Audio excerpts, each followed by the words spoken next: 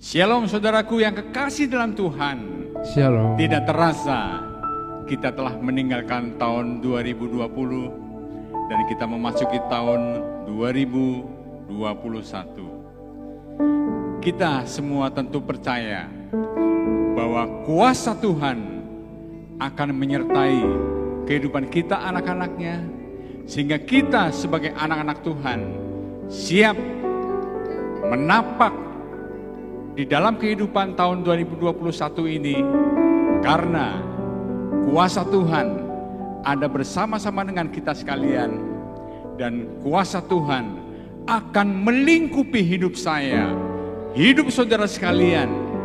Kita semua boleh hidup di dalam kasih dan kemurahan Tuhan. Mari malam hari ini kita akan sama-sama berdoa. Kita tunjukkan kepala. Kami mengucap syukur pada Engkau Tuhan untuk kasih dan kemurahan Allah, sehingga kami boleh berhimpun bersatu hati di dalam kasih Tuhan. Kami boleh melakukan ibadah di masa pandemi ini Tuhan. Kami berharap agar kuasa Tuhan melingkupi kami, memberi kami kesehatan, memberi kami kekuatan, agar kami boleh tetap mengiring, melayani Tuhan, memuji dan memuliakan nama Engkau. Engkau urapi leader, singers, pemain musik, pemegang LCD, sound system, dan juga rekan-rekan yang turut ambil bagian dalam ibadah saat ini Bapa. Kami menyerahkan ibadah kami dalam tangan Tuhan, agar kuasa setan, kuasa kegelapan tidak mengganggu jalannya ibadah kami. Oleh karena itu kami berserah, bersatu hati di dalam nama Yesus Kristus. Kuasa Tuhan, Engkau yang melingkupi kami.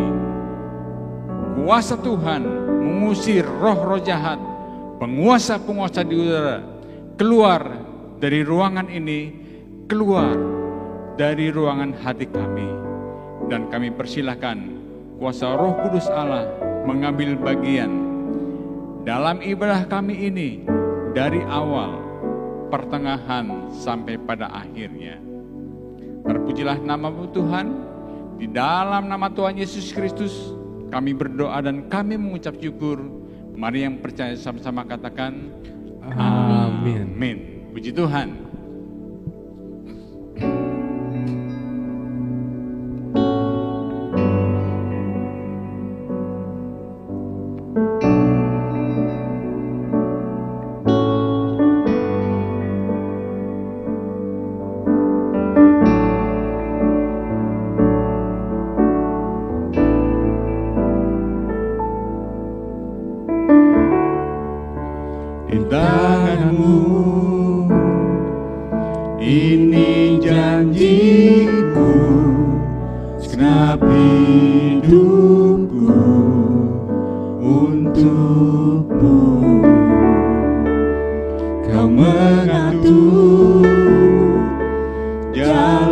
hidup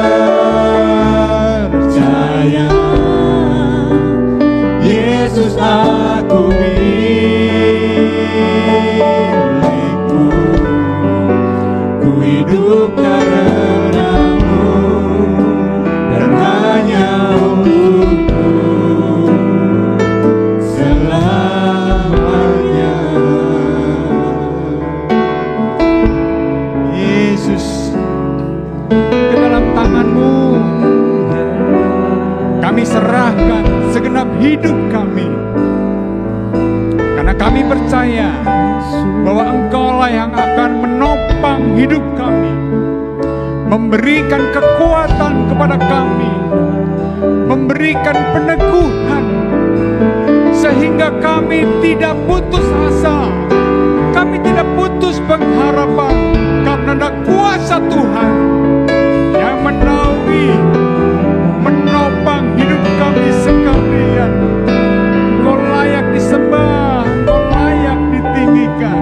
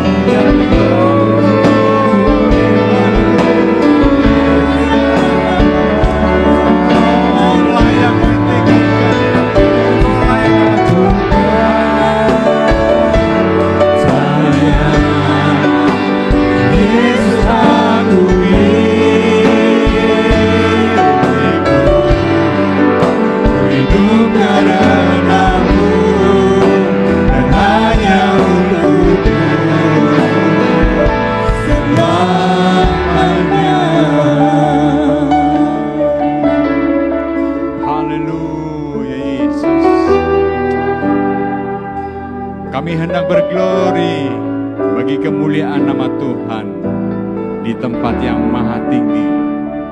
Karena Engkau adalah Raja yang patut ditinggikan. Haleluya. Dia raja. Amin. Sidang jemaat Tuhan bersuka cita karena kita sekalian memiliki Allah, memiliki raja di atas segala raja. Amin.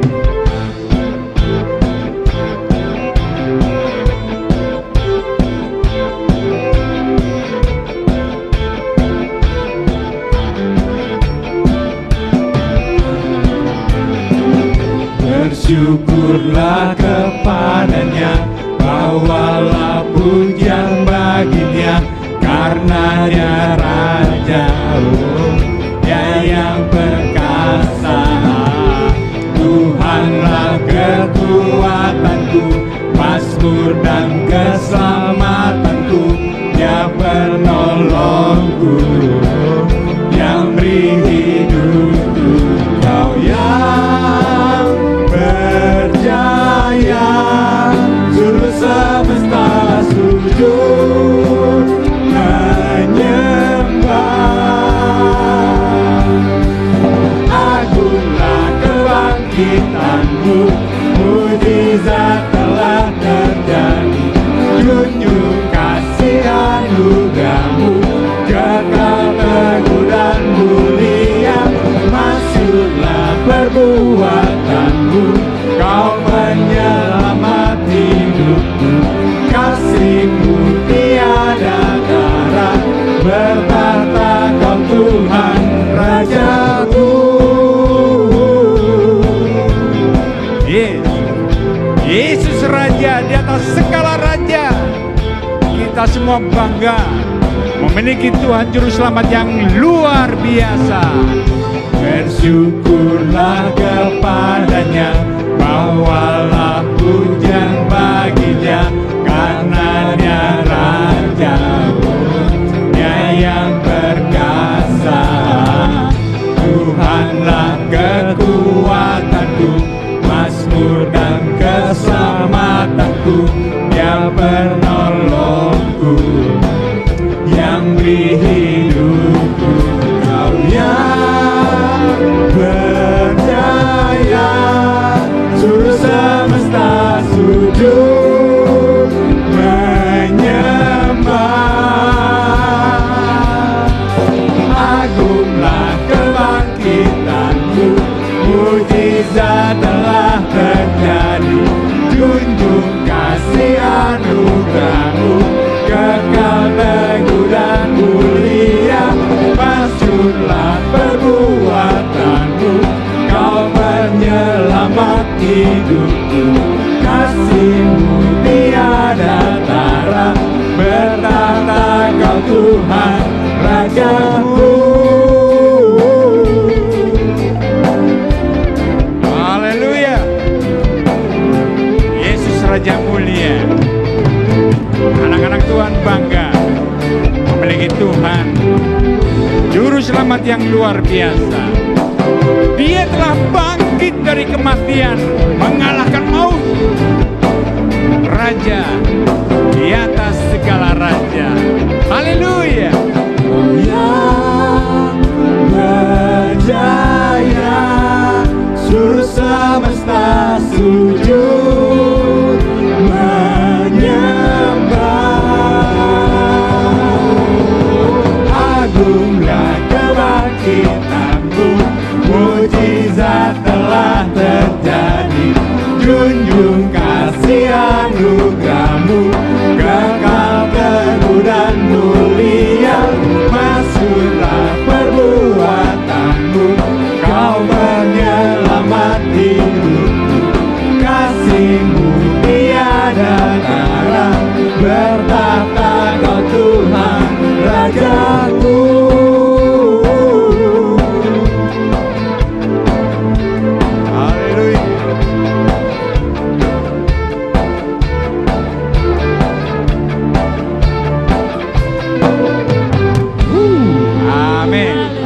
Kuasa Tuhan luar biasa.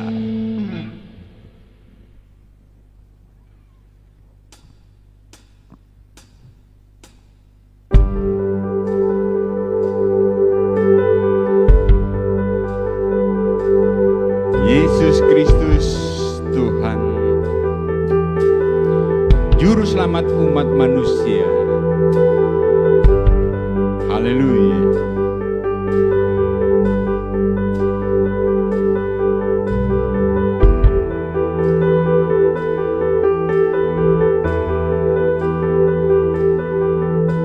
Ku pandang kemuliaan-Mu.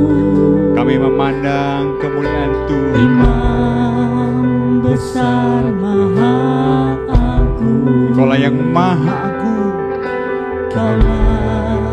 Engkaulah pemilik hidupku. Yesus Kristus Tuhan. Yang layak disembah, yang layak ditinggikan. Sujud di depan tahta-Mu. Semua umat Tuhan sujud di hadapan-Mu, hidupku menyembah, meninggikan, dan memuliakan Engkau Tuhan. Yesus Kristus Tuhan.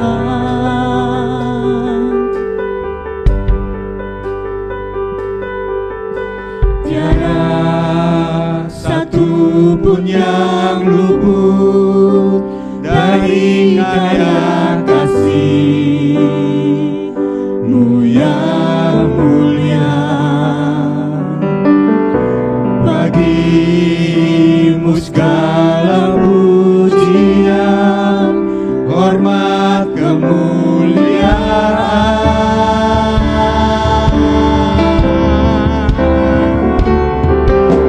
Engkau Tuhan ku tinggikan, yang bangkit dan menang, Yesus Kristus Tuhan. Raja mulia dan luhur, berkorban bagiku. Selamatkan jiwaku.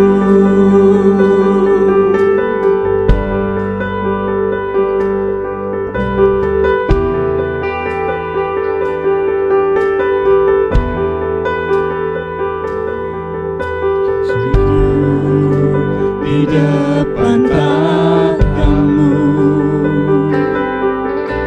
aku kan suruh hidupku dalam tangan-Mu penuh. Yesus Kristus Tuhan.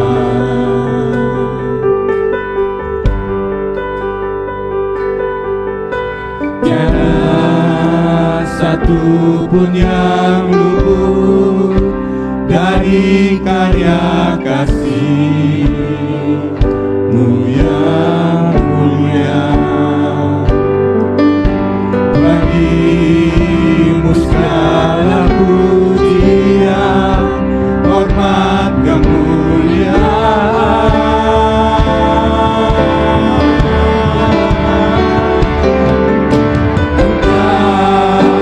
Tuhan ku tinggikan, yang bangkit dan menang, Yesus Kristus Tuhan. Raja mulia dan luhur, berkorban bagiku. Maka jiwaku memuja dan menyembah Raja. Menyembah Sang Raja, Yesus Kristus Tuhan. Dengan sempurna kuasa-Mu, agunglah karya-Mu. Yesus Kristus Tuhan. Kami percaya Tuhan, Engkaulah Yesus, Tuhan dan Juru Selamat kami. Engkaulah Raja di atas segala raja. yang selalu memperhatikan kehidupan anak-anak-Mu, Tuhan. Kami datang bersimpuh di bawah kaki Tuhan. Kami datang hendak bermazmur bagi kemuliaan nama-Mu, karena Engkaulah yang layak kami tinggikan, Engkaulah yang layak kami majukan. Terpujilah nama Yesus di atas segala-galanya. Oh, haleluya Tuhan. Pun yang Terima kasih dari Terima karya kasih-Mu yang mulia. Bagi-Mu segala pujian, hormat, kemuliaan.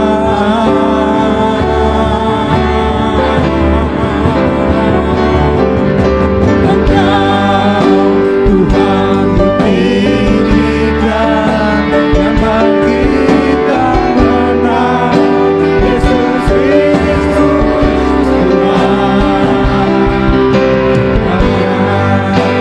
Muliakan luhur, berkorban bagiku, maka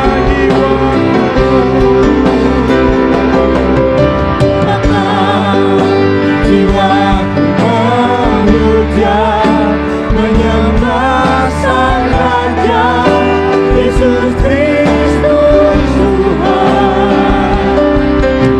Dengan sempurna kuasa-Mu, agung pengaruh-Mu,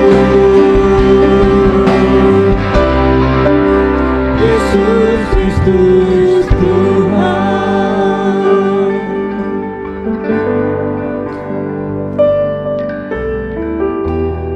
terima kasih Tuhan.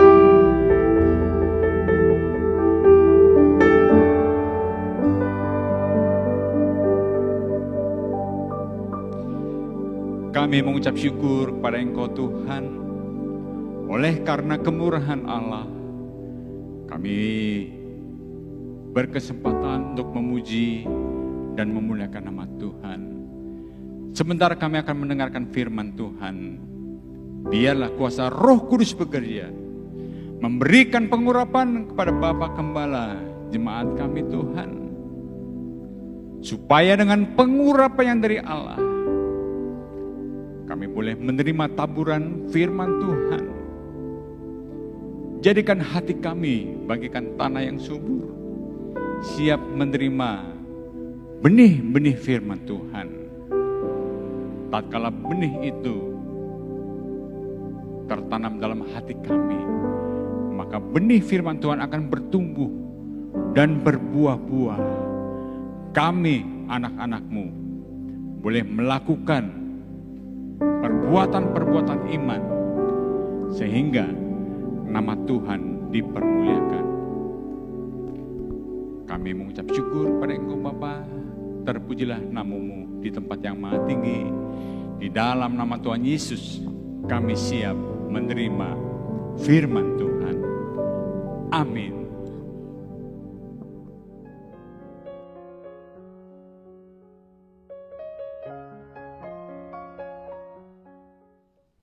Shalom.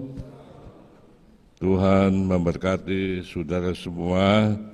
Selamat tahun baru, memasuki tahun 2021 ini.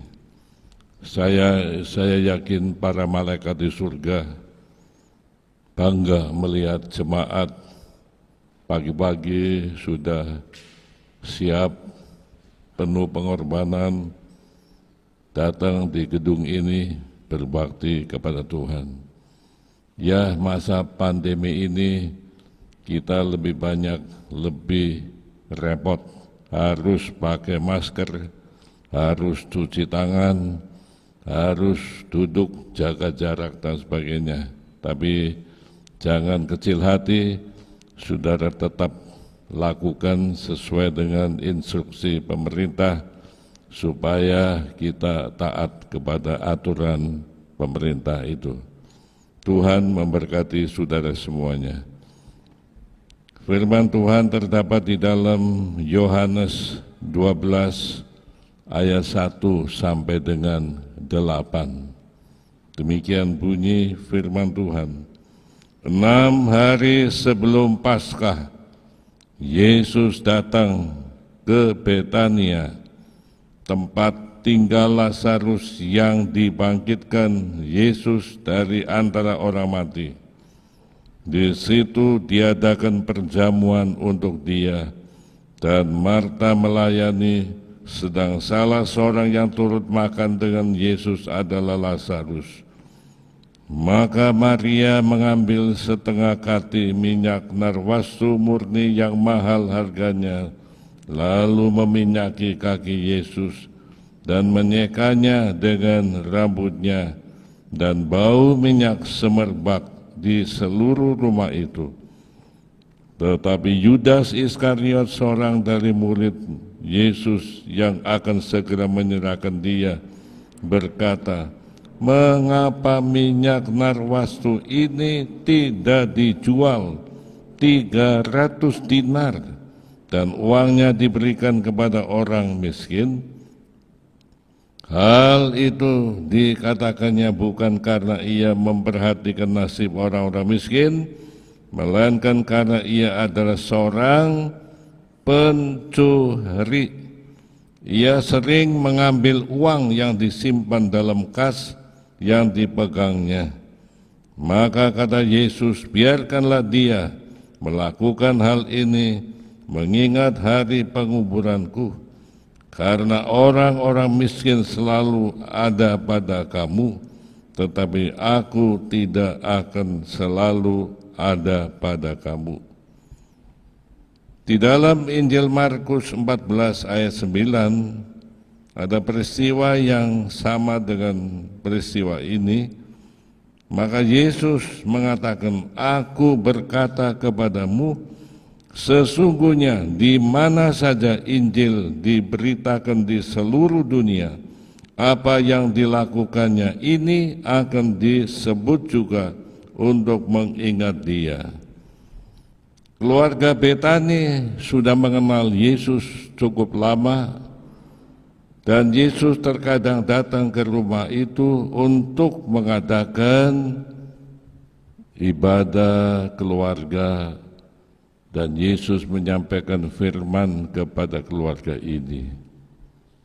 Pernah satu saat Maria duduk di kaki Yesus, tetapi Marta sibuk ngurusi konsumsi minuman sehingga dia tidak sempat mendengarkan firman Tuhan.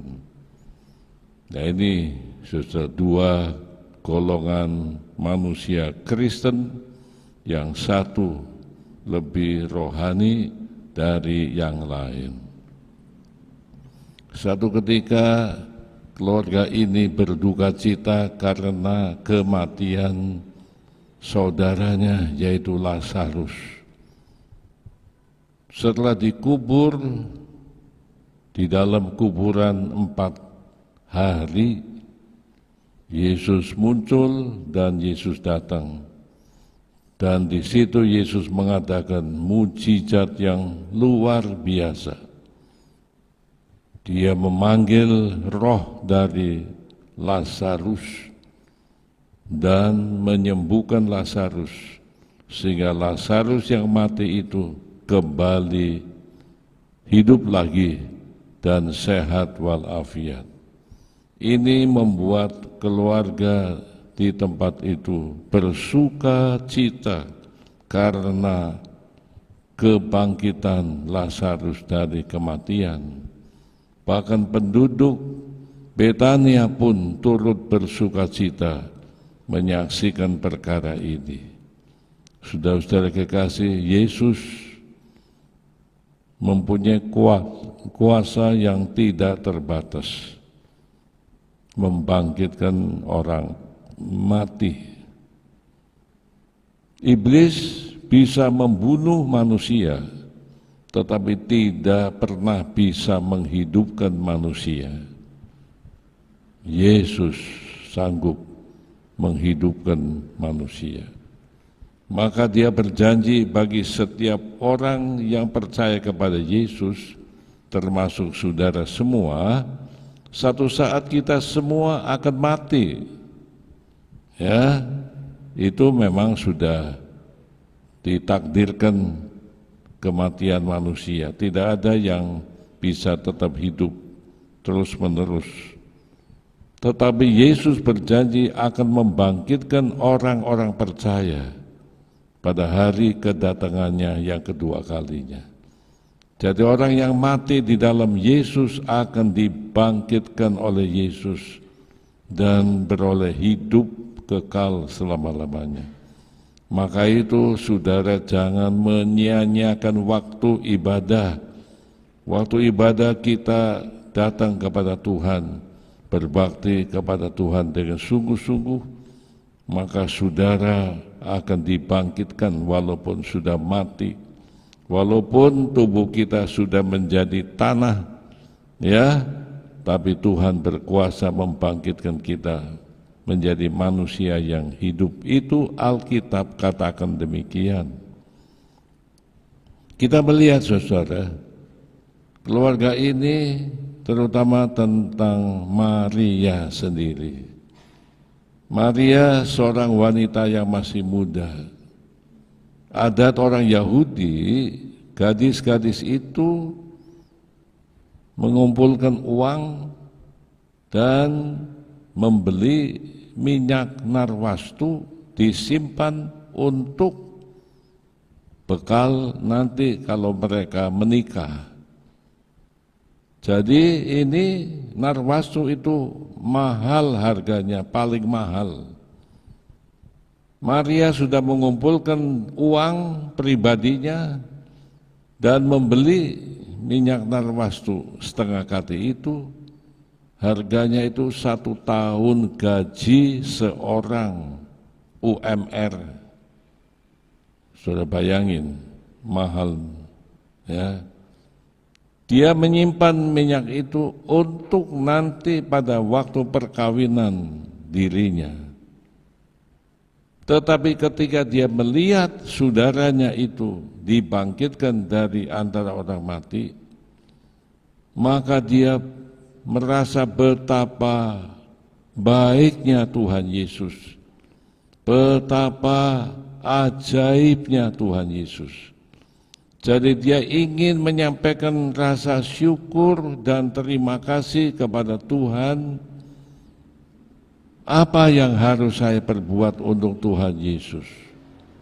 Sebagai rasa hormat, rasa syukur, dia mengadakan perjamuan syukur, mengundang Yesus dan teman-temannya yang lain. Rasul-rasul pun semua diundang untuk bersama-sama mengucap syukur kepada Yesus. Maria adalah tipe orang Kristen yang mengerti mengucap syukur kepada Tuhannya, memuliakan Tuhan dalam segala perkara. Kebajikan Tuhan selalu dihitung, apa yang telah Tuhan perbuat untuk dirinya, termasuk kebangkitan Lazarus. Pribadi ini penting ditiru dan diteladani. Banyak orang Kristen yang tidak mengerti mengucap syukur. Itulah sebabnya pepatah Belanda mengatakan ondang is wereldsloon. Tidak terima kasih itu upah dunia. Banyak manusia yang tidak mengerti bersyukur, tidak mengerti berterima kasih atas kebaikan sesama manusia. Banyak kan? Maka itu Dr. Dale Carnegie dalam bukunya dia mengatakan kita tidak perlu kecewa kalau ada orang kita tolong, ada orang kita berbuat kebaikan, dianya tidak mengerti bersyukur, tidak mengerti berterima kasih kepada kita, biarkan. Yesus sendiri kata dia, kata Dr. Dale Carnegie itu, Yesus sendiri menyembuhkan 10 orang kusta, yang mengerti berterima kasih hanya 1 orang. Nah, saudara kasih, memang kita seringkali bertemu dengan teman-teman, ya, sahabat-sahabat yang sudah ditolong oleh kita, tapi akhirnya tidak terima kasih, malah terkadang berkhianat sama kita. Kita tidak perlu sakit hati, kita tidak perlu rasa dendam sama mereka, karena Yesus pun diperlakukan seperti itu. Berbeda dengan Maria. Maria itu hitung berkat yang Tuhan berikan kepada dia, termasuk kebangkitan saudaranya yang mati itu. Jadi ketika dia mengadakan perjamuan syukur, mengundang Yesus dan rasul-rasul dan kawan-kawan karibnya itu, dia pikir, apa yang harus aku perbuat untuk Tuhan Yesus? Ya, Tuhan Yesus begitu baik terhadap aku, terhadap Lazarus saudaraku. Aku harus berbuat apa? Dia ingat dia punya harta yang mahal, simpenan untuk masa perkawinan dia, minyak narwastu yang dinilai harganya 300 dinar, kira-kira gaji 1 tahun UMR. Saudara kekasih, dia pecahkan lehernya, dia tuang, dan dia urapi kaki Yesus dengan minyak itu. Dia memberikan dengan tulus hati untuk menghormati Tuhan Yesus. Dia memberikan itu untuk memuliakan Yesus. Dia memberikan itu untuk bersyukur dan berterima kasih atas kebaikan Tuhan Yesus. Sampai minyak itu, saudara, baunya memenuhi ruangan itu, wanginya bukan main. Sebab ini narwastu itu minyak nomor 1 yang beredar di masyarakat, harganya pun mahal. Muncul salah satu rasul, yaitu Yudas Iskariot. Dia kasih komentar, goblok lu, boros, itu kan sayang dong minyak begitu mahal harganya. Yudas juga tahu harganya kira-kira 300 dinar. Itu kan bisa dijual, duitnya bisa dibagi-bagikan kepada orang miskin. Kata Yudas Iskariot. Jadi Maria berbuat kebaikan, berkorban begitu besar, diprotes oleh orang namanya Yudas Iskariot. Protes, kenapa minyak itu enggak dijual saja, duitnya untuk orang-orang miskin. Tapi saudara, Yohanes itu rasul yang muda. Memang Yohanes itu orang yang tulus hatinya dan cerdas orangnya. Dia orang yang dekat dengan Yesus. Pada perjamuan malam dia bersandar di dada Yesus. Dia satu-satunya rasul yang paling dekat dengan Yesus. Dia memberikan komentar dengan berani. Ya, Yudas mah pura-pura, dia munafik. Pura-pura cinta orang miskin, padahal enggak. Tujuan menjual narwastu itu bukan untuk orang miskin. Duitnya mau dikorupsi, mau dicuri untuk diri sendiri. Pintar itu Yudas. Komentarnya itu seolah-olah dia sayang sama orang-orang miskin. mulutnya besar, seolah-olah perhatikan orang-orang yang enggak punya. Padahal bukan, lain di mulut, lain di hati. Seolah-olah dia baik, padahal hatinya jahat, kata Yohanes, Rasul Tuhan. Saudara kekasih, nampaknya banyak orang Kristen mengikuti teladan Yudas Iskariot. Sebagian mengikuti teladan Maria, tapi ada juga yang mengikuti teladan Yudas Iskariot. Jadi terbelah menjadi dua golongan dalam kehidupan orang Kristen itu. Sekarang kita akan melihat saudara tentang siapa Yudas. Yudas awalnya orang baik, sudah bertobat, karena itu Yesus pilih dia menjadi rasul. Nggak mungkin Tuhan Yesus sembarangan memilih rasul kalau orang itu tidak bertobat. Pada waktu itu Yudas betul-betul cinta Tuhan, betul-betul berbakti kepada Tuhan, betul-betul jujur. Karena itu Yesus mengangkat 12 rasul, satu diantaranya Yudas Iskariot. Waktu itu baik, dan dia layak diangkat menjadi bendahara, pemegang pundi-pundi, sebab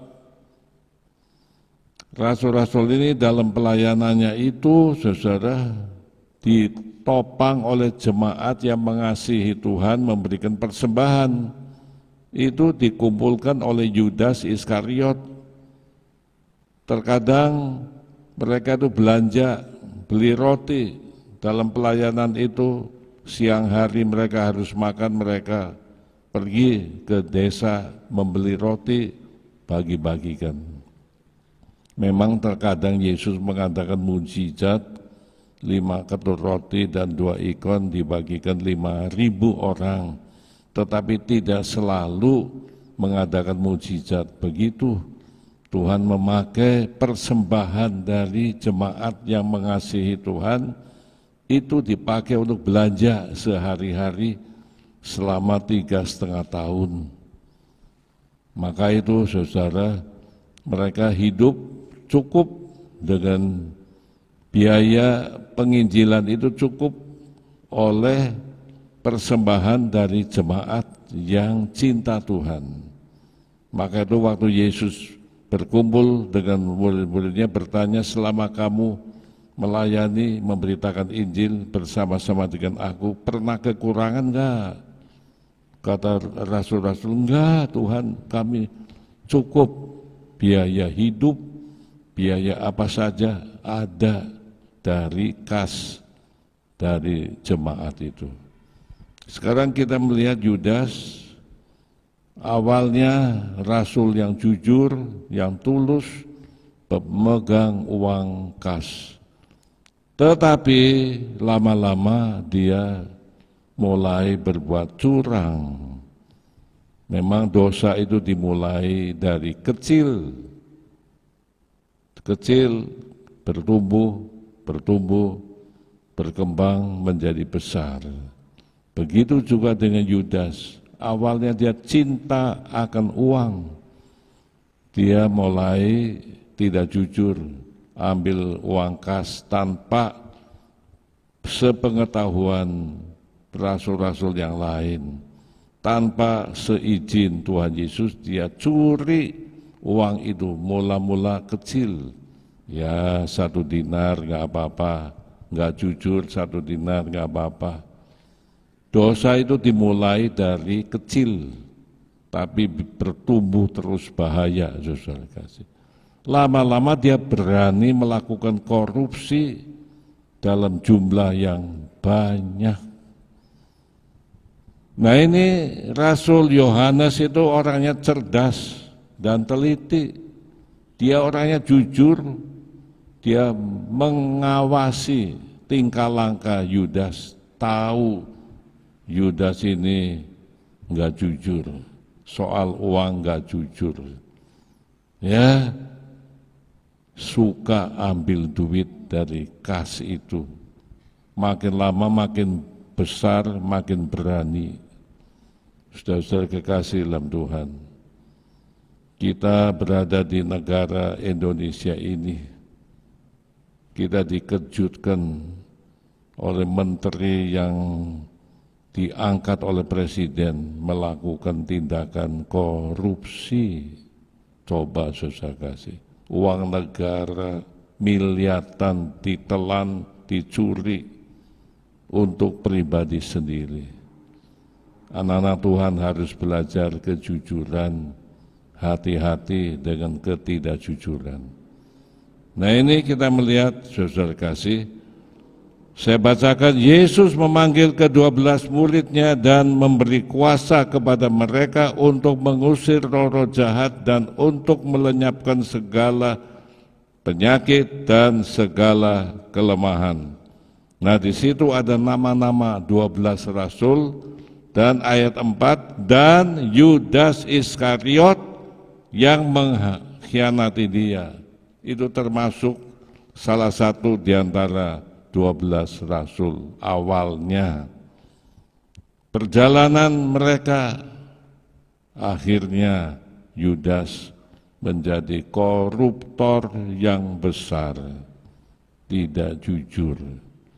Saudara kekasih, kita melihat itu adalah pengaruh kuasa kegelapan, saudara. Orang yang tidak jujur itu dipengaruhi oleh kuasa kegelapan.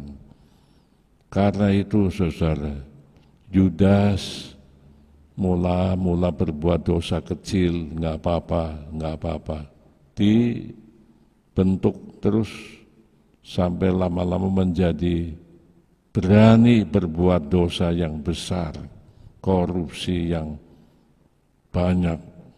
Nah, saudara kasih, firman Tuhan menegur kita di dalam Efesus pasal 4 ayat 27, dan janganlah beri kesempatan kepada iblis.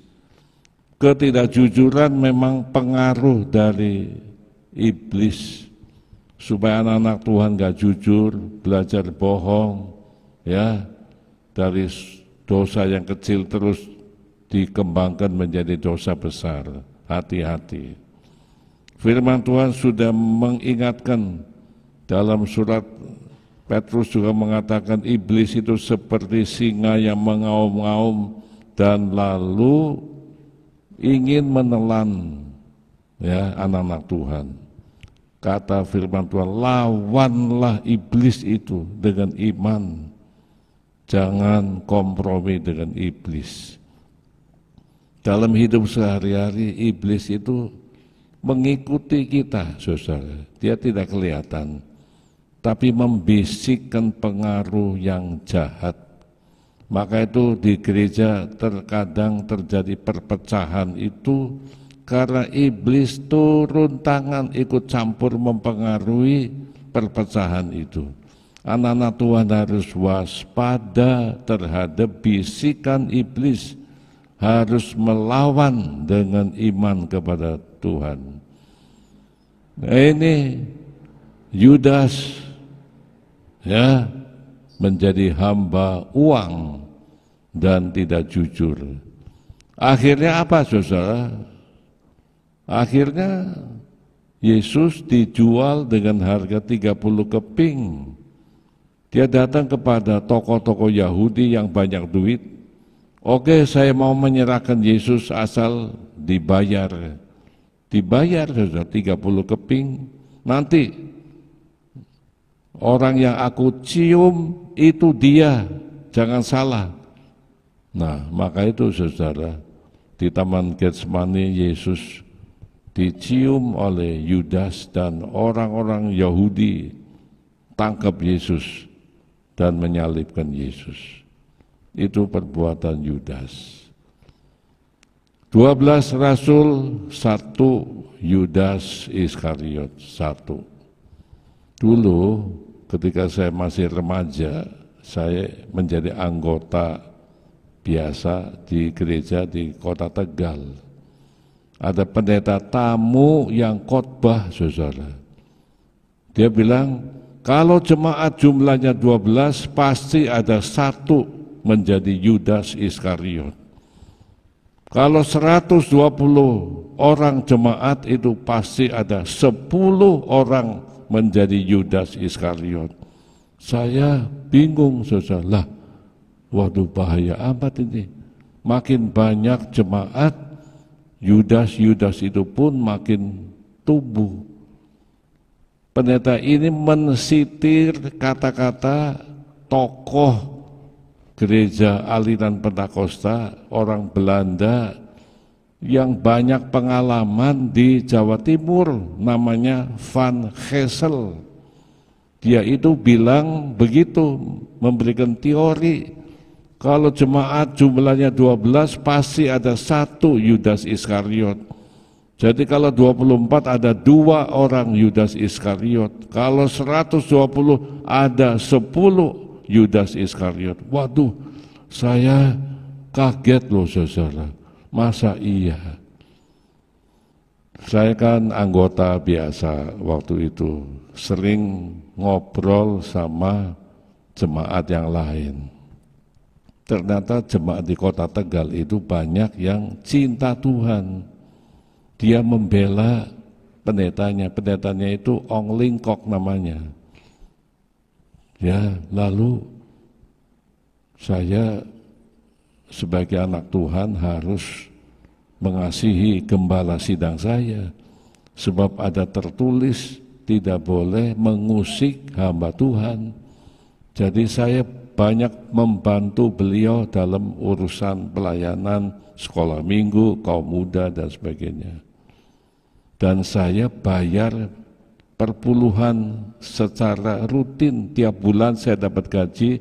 Saya kerja di sebuah pabrik, dapat gaji saya kasih 1/10 kepada pendeta gembala sidang itu. Nah, saudara kekasih, tapi di antara teman-teman yang lain ternyata ada 2 blok, ya. Mereka ada yang cinta gembala sidang, hormat sama gembala sidang, omongannya positif, tetapi ada juga beberapa teman yang negatif melulu, kritik saja tindakan gembala sidang itu apa. Lalu mengatakan perpuluhan nggak perlu kasih kepada gembala. Lihat tuh, gembala kita kan sudah kaya raya, rumahnya cukup mewah, punya mobil, punya sepeda motor, nggak perlu. Oh, saya bilang perpuluhan itu bukan untuk begitu, perpuluhan itu milik Allah, harus dikembalikan kepada Tuhan.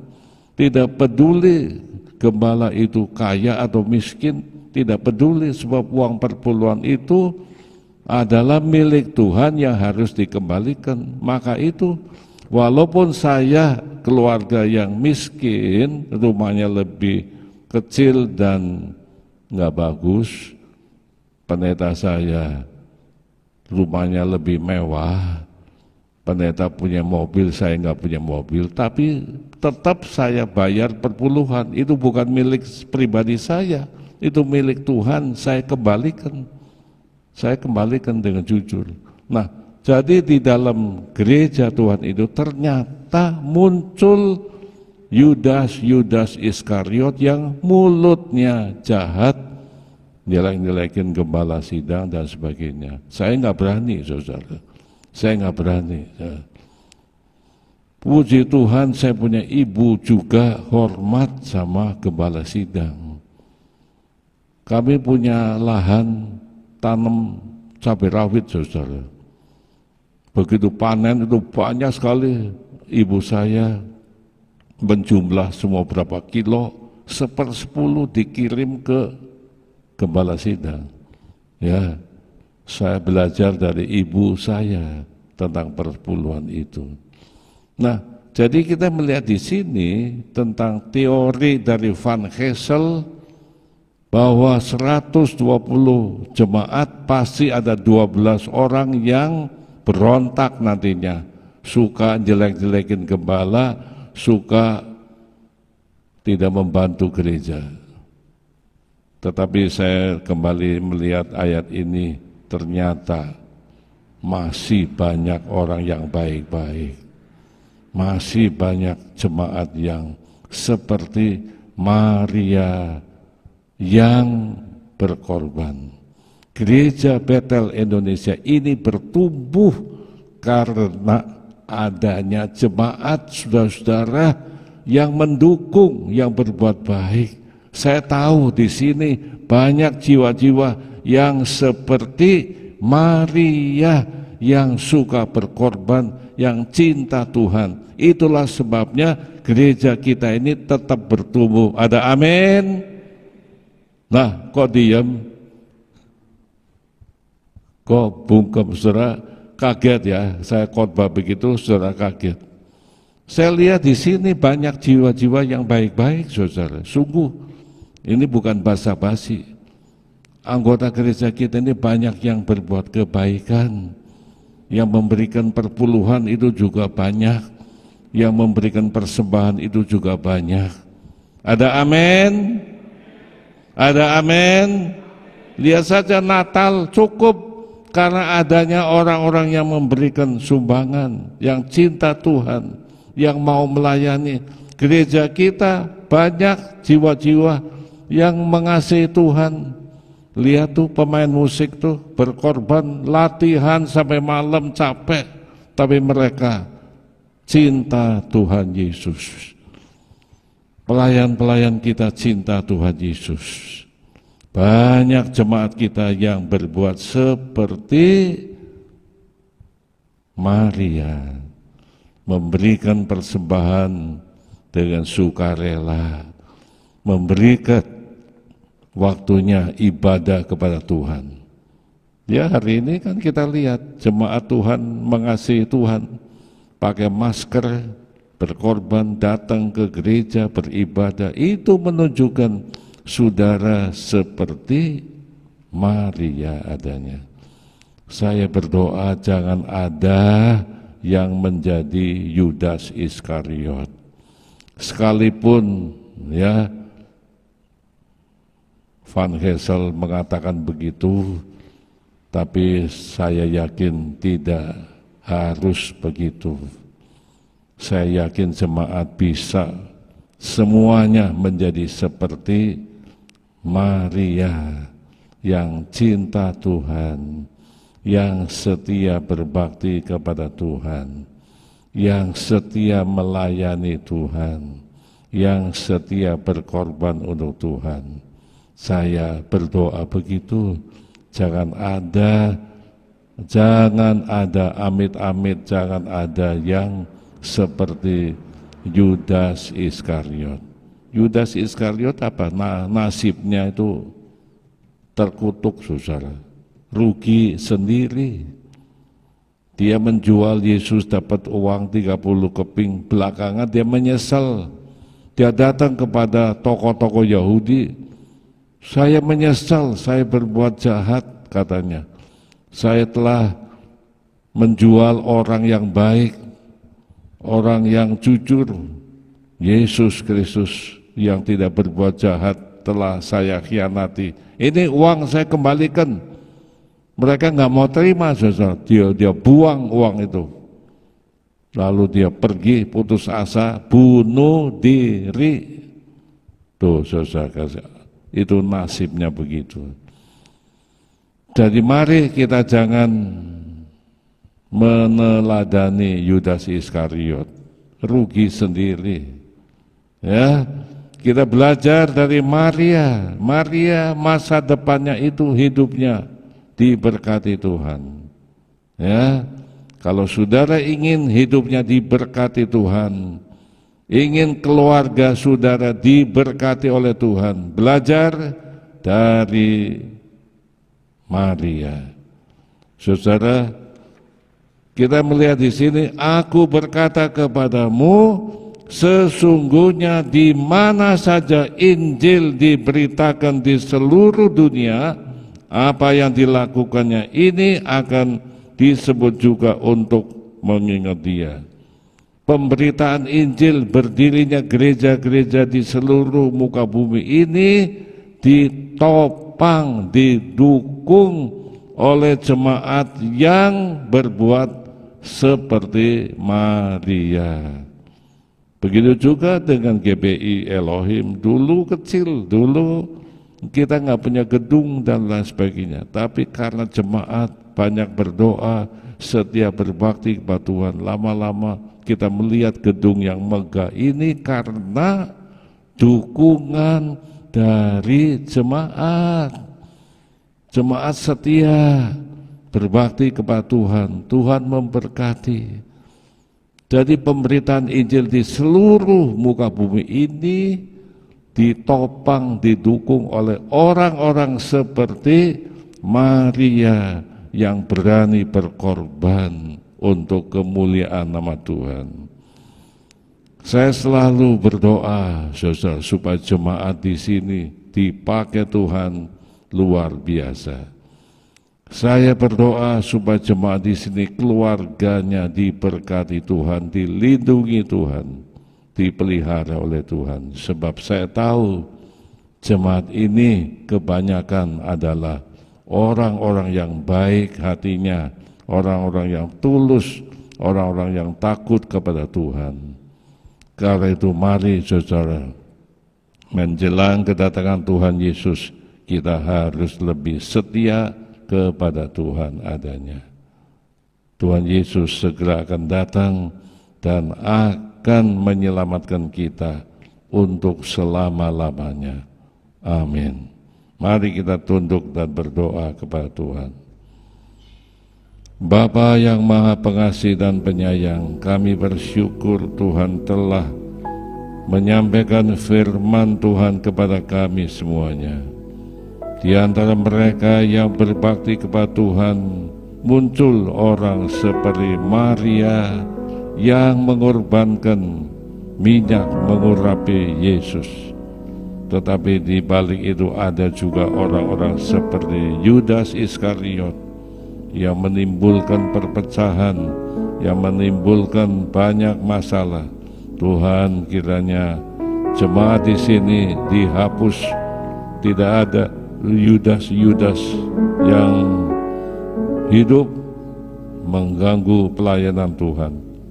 Kami berdoa supaya semua jemaat-Mu di tempat ini seperti Maria yang mengasihi Tuhan Yesus, yang mengasihi Juru Selamat, yang memuliakan nama Tuhan. Dalam nama Yesus kami berdoa. Amin. Kita akan membawa persembahan kepada Tuhan, ya. Perjamuan kudus akan dilakukan bulan yang akan datang, ya, bulan Februari, ya. Silakan Pak Calwan tampil ke depan memimpin. Persembahan sudah berikan dengan sukarela, ya.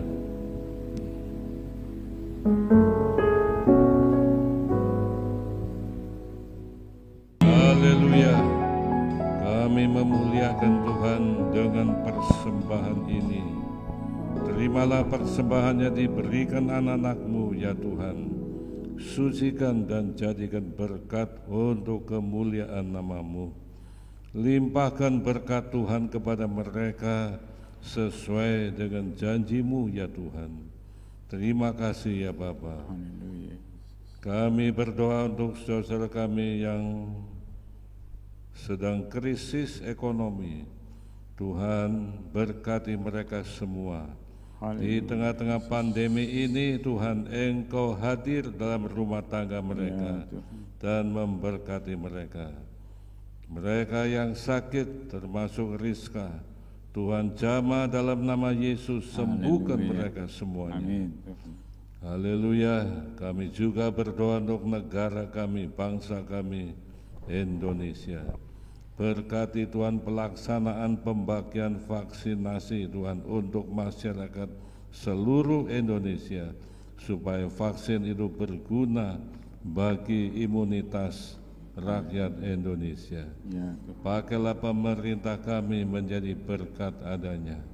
Terima kasih ya Tuhan. Nama Tuhan dikuduskan dan dipermuliakan. Berkati pemerintahan Kota Madya Bogor ya Tuhan. Terima kasih ya Bapa. Nama Tuhan dikuduskan dan dipermuliakan. Berkati kiranya anak-anak-Mu semuanya. Jemaat yang dikasihi Tuhan, terimalah berkat Allah yang kudus. Haleluya. Kasih karunia Allah Bapa di dalam Yesus dan persekutuan Roh Kudus menyertai saudara semua dari saat ini sampai Maranatha, Tuhan Yesus datang. Sama-sama katakan Amin. perjamuan kudus bulan yang akan datang, saudara, bukan hari ini. Terima kasih. Terima